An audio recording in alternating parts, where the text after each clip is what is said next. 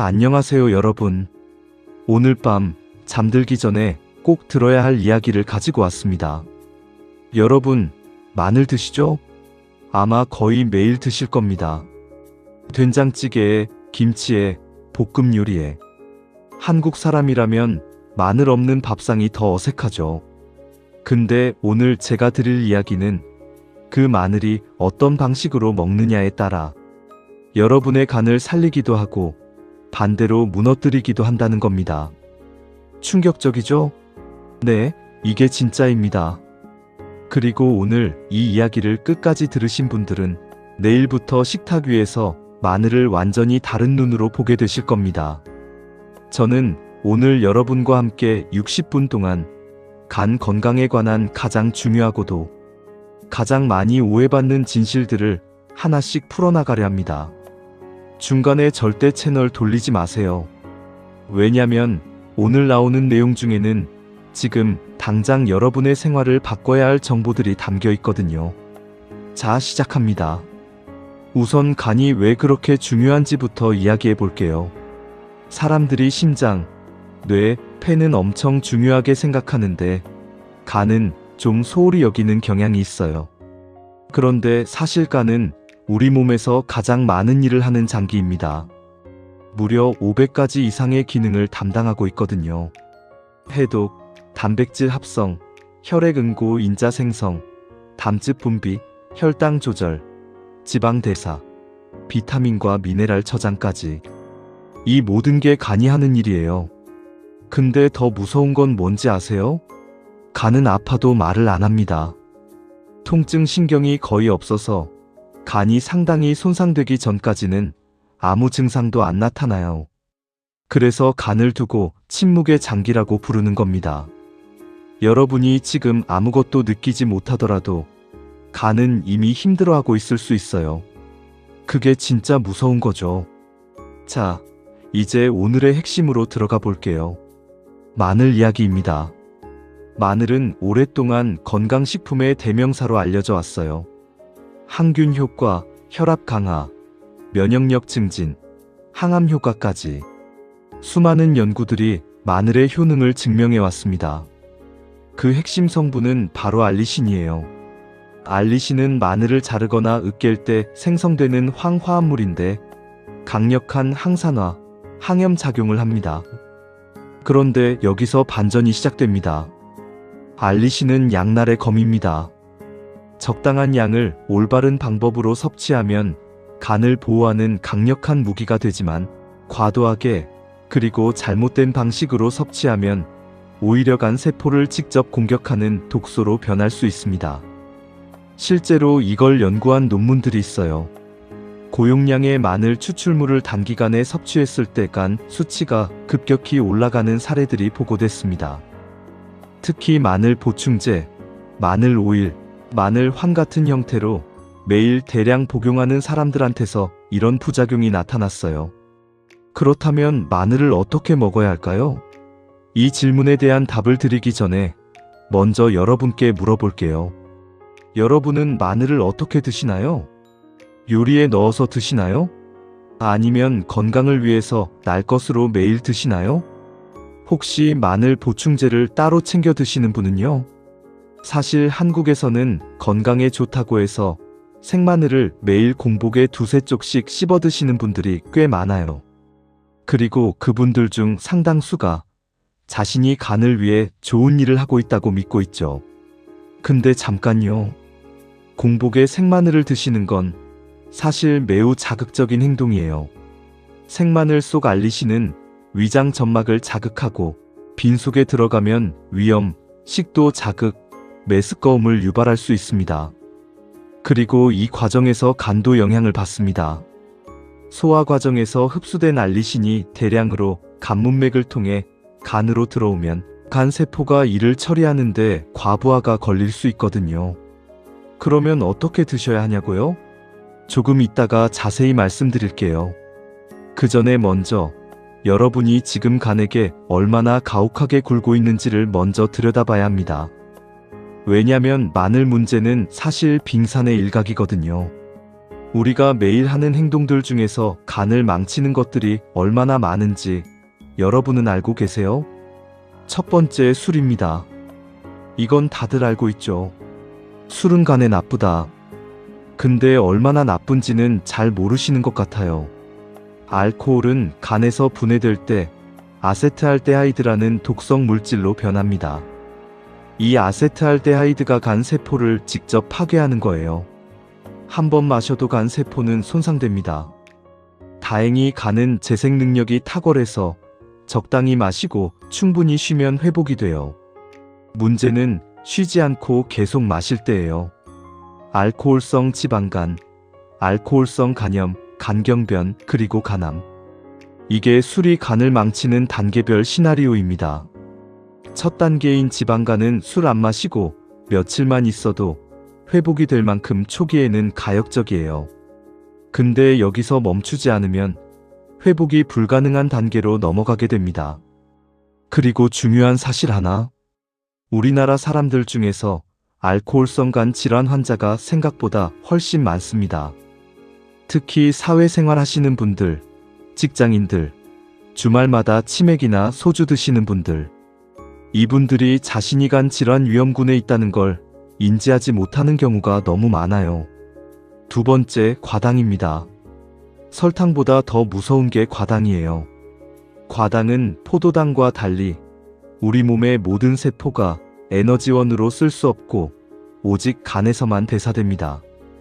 그래서 과당을 많이 먹으면 간이 혼자 다 처리해야 해요. 이 과정에서 간에 지방이 쌓이고 비알코올성 지방간이 생깁니다. 여러분, 과당이 어디에 많이 들어있는지 아세요? 과일 주스, 탄산음료, 이온음료, 에너지 드링크, 그리고 우리가 자주 먹는 소스류, 드레싱, 가공식품, 특히 액상과당이라고 표기된 성분, 이게 들어간 식품은 과당 폭탄이에요. 운동도 하고 채소도 먹는데 살이 안 빠지고 간 수치가 높다고 하시는 분들, 혹시 음료나 가공식품에서 과당을 과도하게 드시고 있지는 않으신가요? 이게 비알코올성 지방간의 가장 큰 원인 중 하나입니다. 세 번째, 약물 남용입니다. 여러분, 진통제 자주 드시나요? 두통이 있을 때, 생리통이 있을 때, 근육통이 있을 때, 습관적으로 타이레놀이나 이부프로펜 드시는 분들 많죠. 이 약들이 간에 부담을 줄 수 있다는 거 알고 계세요? 타이레놀의 주성분인 아세트아미노펜은 과용하면 심각한 간 손상을 일으킬 수 있습니다. 권장 용량을 지키면 안전하지만 알코올과 함께 복용하거나 하루에 몇 번씩 과도하게 복용하면 간 세포를 직접 파괴하는 독성 대사체가 생성돼요. 심한 경우엔 급성 간부전으로 이어질 수도 있습니다. 그리고 이건 더 많은 분들이 모르시는 건데, 한약이나 건강기능식품도 간에 영향을 줄 수 있어요. 자연에서 온 거니까 안전하다고 생각하시는 분들이 많은데, 자연 성분도 고용량이 되면 독성을 띨 수 있습니다. 실제로 한약이나 건강기능식품으로 인한 약인성 간 손상 사례가 상당히 보고되어 있어요. 뭐든 먹기 전에 용량과 성분을 확인하는 습관, 정말 중요합니다. 자, 이제 여러분께서 이런 생각하실 수 있어요. 이거 다 알고 있는 얘기 아냐? 라고요. 근데 잠깐요. 지금부터 나오는 내용은 70%의 사람들이 정말 모르는 부분입니다. 여기서부터가 진짜예요. 네 번째, 수면 부족입니다. 간은 밤에 가장 열심히 일합니다. 낮에 우리가 먹고 마시고 활동하면서 몸 안에 쌓인 독소들을 밤 동안 간이 해독하거든요. 특히 밤 11시에서 새벽 3시 사이가 간의 황금 시간대예요. 이 시간에 깊은 수면을 취해야 간이 제대로 기능을 발휘할 수 있습니다. 그런데 우리나라 사람들의 평균 수면 시간이 어떤지 아세요? OECD 국가 중에서 최하위권이에요. 밤늦게까지 스마트폰 보고, 야식 먹고, 유튜브 보다가 새벽 1~2시에 자는 생활.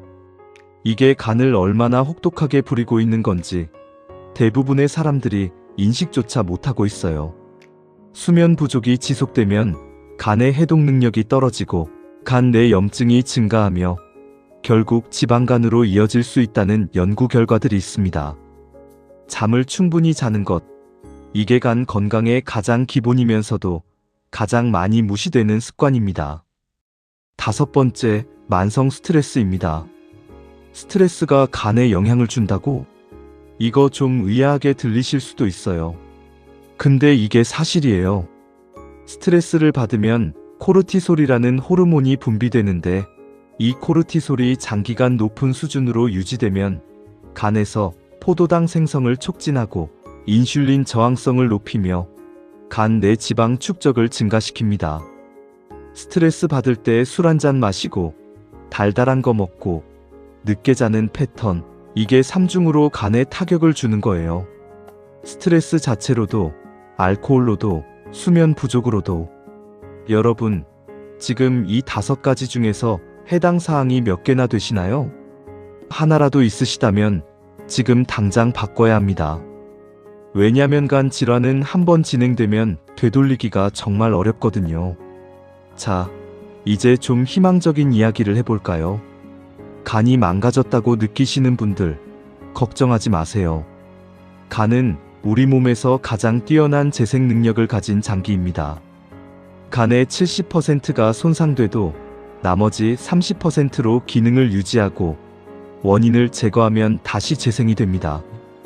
물론 간경변처럼 섬유화가 진행된 경우는 다르지만 초기 지방간이나 간 기능 저하 단계에서는 생활 습관을 바꾸는 것만으로도 드라마틱하게 회복될 수 있어요.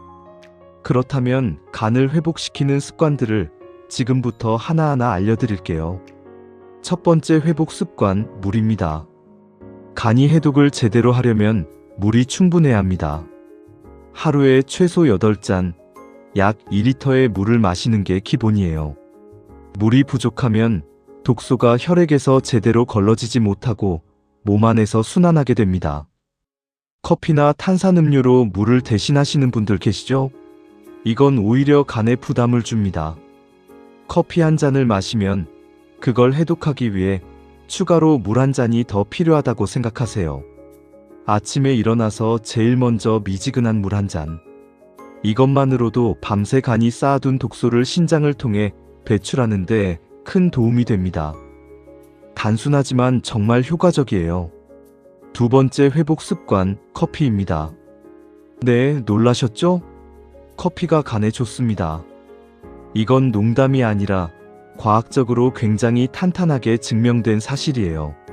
하루에 2잔에서 3잔의 블랙커피를 마시는 사람들은 지방간, 간경변, 간암 발생률이 유의미하게 낮다는 대규모 연구들이 있습니다. 커피 속 클로로젠산과 여러 항산화 물질들이 간 세포를 보호하고 간 내 염증을 줄이는 데 기여하는 거예요.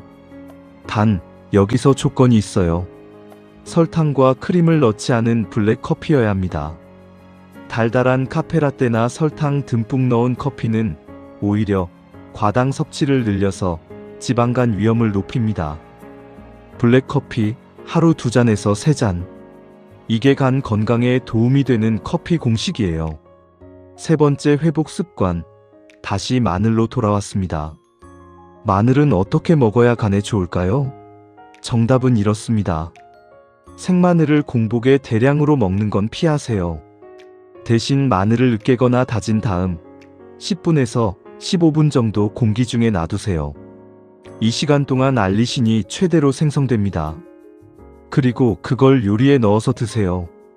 열을 가하면 알리신이 다른 항산화 성분으로 전환되는데 이 형태가 오히려 간에 더 온화하고 효과적으로 작용합니다. 마늘을 매일 먹되 한두 쪽 정도의 적당한 양으로 요리에 넣어서 드시는 게 가장 이상적이에요. 마늘 보충제를 드시는 분들은 반드시 용량을 확인하시고 간에 기저 질환이 있는 분들은 의사와 상담 후에 드시는 게 좋습니다. 그리고 마늘의 효능을 극대화하려면 파를 함께 드세요. 파와 마늘에 들어있는 황화합물들이 시너지 효과를 내서 간의 해독, 효소 활성을 더욱 높여준다는 연구 결과가 있습니다. 우리나라 음식에 파와 마늘이 함께 들어가는 경우가 많죠? 조상들의 지혜가 담긴 거라고 봐도 무방해요.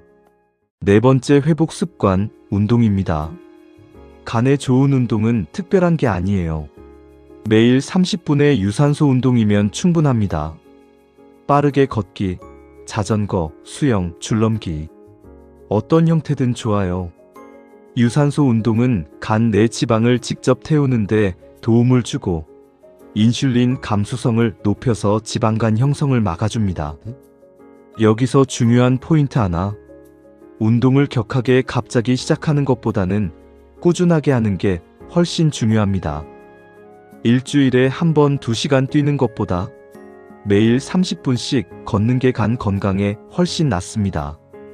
간은 일관성을 좋아하거든요. 다섯 번째 회복 습관, 브로콜리입니다. 브로콜리에는 설포라판이라는 성분이 들어있어요. 설포라판은 간의 해독 효소를 활성화시키고 간 세포를 산화 스트레스로부터 보호하는 강력한 항산화 물질입니다.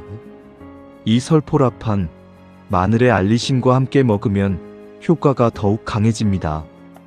브로콜리를 살짝 데쳐서 마늘과 올리브유로 볶아 드시는 것. 이게 간 건강에 최고의 조합 중 하나예요. 게다가 맛도 있어요. 브로콜리는 날 것으로 드시는 것보다 살짝 익혀서 드시는 게 설포라판의 흡수율이 더 높습니다. 여섯 번째 회복 습관, 간헐적 단식입니다. 간헐적 단식이라고 하면 거창하게 들릴 수 있는데 쉽게 말씀드리면 야식을 먹지 않는 거예요. 저녁 7시에서 8시 이후로는 음식을 먹지 않고 다음날 아침까지 14시간에서 16시간의 공복 시간을 유지하는 겁니다. 이 공복 시간 동안 간은 소화를 담당하지 않아도 되니까 해독과 세포 수리에 집중할 수 있어요. 특히 지방간 환자들한테서 간헐적 단식이 간 내 지방을 줄이는데 효과적이라는 임상 연구들이 나오고 있습니다. 드라마틱한 식단 조절 없이도 단순히 먹는 시간대를 제한하는 것만으로 간 건강이 개선될 수 있다는 거죠. 자, 이제 중요한 이야기를 하나 더 해야 할 것 같아요. 간 건강을 지키는 것, 사실 음식이나 운동만의 문제가 아닙니다. 정기적인 검진이 정말 중요해요. 앞에서 말씀드렸듯이 간은 침묵의 장기이기 때문에 느낌으로는 알 수 없습니다. 혈액 검사에서 AST, ALT, GGT라고 불리는 간 수치들을 확인하는 것, 그리고 복부 초음파로 지방간 여부를 확인하는 것. 이게 간 건강을 지키는 가장 확실한 방법이에요. 30대 이상이라면 1년에 한 번은 꼭 간 관련 검사를 받으세요. 비용도 많이 들지 않아요. 국가건강검진에 포함되어 있는 경우도 있으니까 검진 받으실 때 꼭 확인하시고 챙겨 받으세요. 자, 이제 이야기의 두 번째 막으로 넘어가 볼게요. 지금까지는 일상적인 생활 습관과 간 건강에 대해 이야기했는데요. 이제부터는 좀 더 깊이 들어가서 여러분이 정말 몰랐던 간 건강의 비밀들을 풀어드릴게요. 여기서 채널 돌리시면 정말 아까워요. 간과 장의 관계에 대해 아시나요? 최근 의학계에서 가장 뜨거운 연구 주제 중 하나가 장과 간의 연결고리, 즉 장마이너스 간축이라고 불리는 겁니다. 장에 있는 박테리아, 즉 장내 미생물군이 간 건강에 직접적인 영향을 준다는 거예요. 이게 어떻게 작동하냐면요. 장 속에 유해균이 증가하면 이 균들이 만들어내는 독소가 장벽을 통해 혈액으로 들어와서 간문맥을 통해 간으로 도달합니다. 간이 이 독소를 처리하느라 과부하에 걸리고 만성염증이 생기는 거예요. 반대로 장내 환경이 좋으면 유익균이 만들어내는 물질들이 간을 보호하는 역할을 합니다. 그래서 요즘 지방간 치료에서도 장내 미생물 개선이 핵심 전략으로 주목받고 있어요. 프로바이오틱스, 즉 유산균을 꾸준히 섭취하고 프리바이오틱스, 즉 유익균의 먹이가 되는 식이섬유를 충분히 드시는 것. 이게 장을 통해 간을 살리는 방법이에요. 된장, 청국장, 김치, 요거트, 이런 발효식품들이 장내 환경을 개선하고 결과적으로 간 건강에도 도움을 줍니다. 우리나라 전통 음식들이 얼마나 과학적인지 새삼 놀랍지 않으세요? 자, 이번엔 정말 많은 분들이 의아해 하시는 부분을 짚고 넘어가겠습니다. 비알코올성 지방간, 혹시 들어보셨나요? 술을 전혀 안 마시는데도 지방간이 생길 수 있어요. 이게 비알코올성 지방간, 영어로는 NAFLD라고 하는 겁니다. 우리나라 성인의 약 30%가 이 비알코올성 지방간을 가지고 있는 것으로 추정됩니다. 3명 중 1명꼴이에요. 비알코올성 지방간의 주요 원인은 무엇일까요? 과식, 과당 섭취, 운동 부족, 비만, 당뇨, 인슐린 저항성입니다. 그리고 최근에는 수면 부족과 만성 스트레스도 원인으로 추가되고 있어요. 비알코올성 지방간이 무서운 이유는 방치하면 비알코올성 지방간염으로 진행되고 더 나아가 간경변, 간암으로까지 이어질 수 있기 때문입니다. 술을 전혀 안 마시는 분도 간암에 걸릴 수 있다는 거예요. 이게 바로 간 건강이 술만의 문제가 아닌 이유입니다. 비알코올성 지방간을 진단받으신 분들, 혹은 예방하고 싶은 분들한테 드리는 핵심 메시지는 이겁니다. 탄수화물, 특히 정제 탄수화물을 줄이세요. 흰쌀밥, 흰빵, 라면, 과자, 이런 것들을 줄이고 현미, 귀리, 통밀로 바꾸세요. 그리고 과당이 많이 든 음료와 가공식품을 끊으세요. 이것만 해도 비알코올성 지방간이 상당히 개선됩니다. 자, 이제 간에 좋다는 식품들에 대해 제대로 정리해 드릴게요. 많은 분들이 간에 좋다고 알려진 음식들을 드시는데 그 중에서 정말 효과가 증명된 것들과 사실 근거가 부족한 것들이 섞여 있거든요. 제가 오늘 확실하게 정리해 드릴게요. 효과가 잘 증명된 간 건강식품들. 첫 번째로 그린티입니다.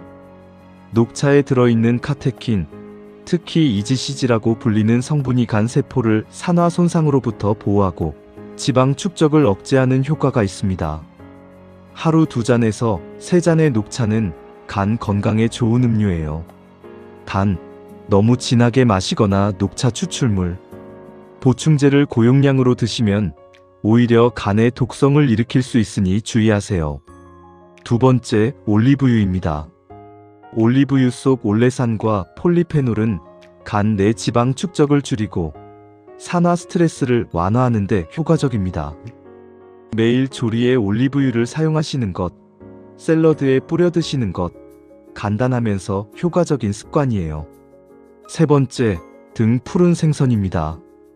고등어, 삼치, 연어에 들어있는 오메가3 지방산은 간 내 염증을 줄이고 지방 축적을 억제하는 데 도움이 됩니다.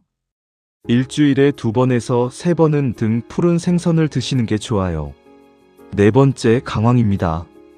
강황의 주성분 커큐민은 강력한 항염 작용을 하고 간 세포의 재생을 돕는다는 연구들이 있어요. 카레 요리에 강황을 충분히 넣어 드시거나 강황차를 만들어 드시는 것. 단, 커큐민은 단독으로는 흡수율이 낮아서 후추와 함께 드시면 흡수율이 크게 올라갑니다. 다섯 번째, 견과류입니다. 호두, 아몬드, 피스타치오. 이런 견과류에 들어있는 비타민 E, 오메가3, 폴리페놀이 간 건강에 도움을 줍니다. 하루에 한 줌 정도의 견과류를 간식으로 드시는 게 좋아요. 자, 반대로 간에 나쁘다고 알려져 있지만 사실 과장된 것들도 있어요. 예를 들어 고기가 간에 나쁘다는 말, 이게 완전히 맞는 말은 아닙니다. 지방이 많은 가공육, 소시지, 베이컨 같은 것들은 문제가 있지만 닭가슴살이나 생선 같은 단백질은 오히려 간 세포 재생에 필요한 아미노산을 공급해줘요. 간이 안 좋다고 해서 무조건 채식만 하시는 분들, 오히려 단백질 부족으로 간 기능이 떨어질 수 있어요. 그리고 어성초, 헛개나무, 민들레, 이런 것들이 간에 좋다고 많이들 드시는데 일부 연구에서는 효과가 있는 것으로 보이지만 아직 임상적으로 완전히 증명된 것들은 아닙니다. 과학적으로 검증되지 않은 민간요법을 과신해서 과용하시다가 오히려 간에 독성 반응이 나타나는 경우도 있으니 이런 것들을 드실 때는 적정 용량을 지키시고 간 기저 질환이 있으신 분들은 반드시 의사와 상담하세요. 자, 이제 이야기의 세 번째 막이자 마지막 부분으로 넘어갑니다. 여기서는 여러분이 오늘 들으신 내용을 일상에서 어떻게 실천하실 수 있는지 구체적인 하루 루틴을 짜드릴게요. 이걸 따라 하시면 4주에서 8주 이내에 간 수치가 개선되는 것을 느끼실 수 있을 겁니다. 아침 루틴입니다. 일어나자마자 미지근한 물 한 잔. 이게 첫 번째예요. 자는 동안 수분이 빠져나갔고 간이 밤새 한 일의 산물들을 씻어내는데 물이 필요합니다. 공복에 드시는 레몬물도 좋아요. 레몬의 비타민C가 간 세포를 산화 손상으로부터 보호하는 데 도움이 됩니다. 아침 식사는 단백질과 식이섬유 위주로 드세요. 달걀, 두부, 현미밥, 채소. 이 조합이 좋습니다. 흰빵, 과자, 달달한 시리얼은 피하세요. 정제 탄수화물이 아침부터 간에 부담을 주거든요. 식사 후에 커피 한 잔. 블랙으로. 아까 말씀드렸듯이 커피는 간에 좋습니다. 오전 중에는 충분히 물을 드시면서 가능하다면 30분 정도 걷는 시간을 가지세요. 점심 식사 후 짧은 산책도 좋아요. 이렇게 하면 식후 혈당 스파이크를 줄이고 인슐린 감수성을 높여서 간 건강에 도움이 됩니다. 점심 루틴입니다. 점심은 충분히 드세요. 점심을 굶으면 저녁에 폭식으로 이어지고 이게 간에 훨씬 더 나쁩니다. 단, 과식은 피하세요. 배가 80% 정도 찼다는 느낌이 들면 멈추는 게 좋아요. 마늘이 들어간 요리, 적극적으로 드세요. 된장찌개, 김치볶음, 마늘 넣은 나물 반찬. 이런 것들이 오늘 제가 말씀드린 방식, 즉 조리에 넣어서 먹는 가장 이상적인 마늘 섭취법이에요. 오후 루틴입니다. 오후에는 녹차 한두 잔. 카페인이 걱정되시는 분들은 오후 3시 이전에 드세요. 그리고 간식으로 견과류 한 줌. 과자나 달달한 것들 대신 견과류를 선택하시면 간에게 정말 고마운 간식이 됩니다. 저녁 루틴입니다. 저녁은 저녁 7시에서 8시 사이에 드시는 게 이상적이에요. 등 푸른 생선이나 닭가슴살, 두부, 채소, 현미밥. 이 조합으로 드세요. 저녁에는 탄수화물 양을 점심보다 줄이시고 단백질과 채소 비중을 높이는 게 좋습니다. 그리고 저녁 식사 후에는 절대로 야식을 드시지 마세요. 저녁 8시 이후로는 위장관과 간이 쉬어야 합니다. 술도 마찬가지예요. 취침 루틴입니다. 밤 10시에서 11시 사이에 잠자리에 드시는 게 가장 이상적입니다. 자기 전에 스마트폰 불빛은 멜라토닌 분비를 억제해서 수면의 질을 떨어뜨리니까 잠들기 1시간 전부터는 스마트폰을 멀리하세요. 방을 어둡고 시원하게 만드시고 가능하다면 족욕을 하시거나 가벼운 스트레칭으로 몸을 이완시키는 것도 좋아요. 이렇게 하루 루틴을 잡아서 4주만 꾸준히 실천해보세요. 피로감이 줄고 소화가 좋아지고 간 수치가 개선되는 걸 경험하실 수 있을 겁니다. 자, 오늘 이야기를 마무리하기 전에 가장 중요한 메시지를 하나 더 드릴게요. 간 건강은 하루아침에 무너지지도 하루아침에 회복되지도 않습니다. 수년에 걸쳐 쌓아온 나쁜 습관들이 간을 망가뜨리고 반대로 수개월에 걸친 꾸준한 노력이 간을 살립니다. 그러니 조급하게 생각하지 마세요. 중요한 건 오늘 이 순간부터 시작하는 겁니다. 내일부터, 다음 달부터가 아니라 오늘 이 방송을 듣고 나서부터요. 오늘 밤 야식을 참는 것, 그게 간 회복의 첫 번째 스텝입니다. 내일 아침 물 한 잔으로 하루를 시작하는 것, 그게 두 번째 스텝이에요. 그렇게 하루하루 작은 선택들이 쌓여서 결국 건강한 간을, 건강한 몸을 만드는 겁니다. 그리고 마지막으로 정기 검진을 꼭 받으세요. 오늘 들으신 내용들이 아무리 좋아도 이미 진행된 간 질환이 있다면 전문 의료진의 도움이 반드시 필요합니다. 오늘 이 방송이 여러분이 병원을 찾는 계기가 되셨으면 합니다. 자, 오늘 우리 함께 60분 동안 달려왔습니다.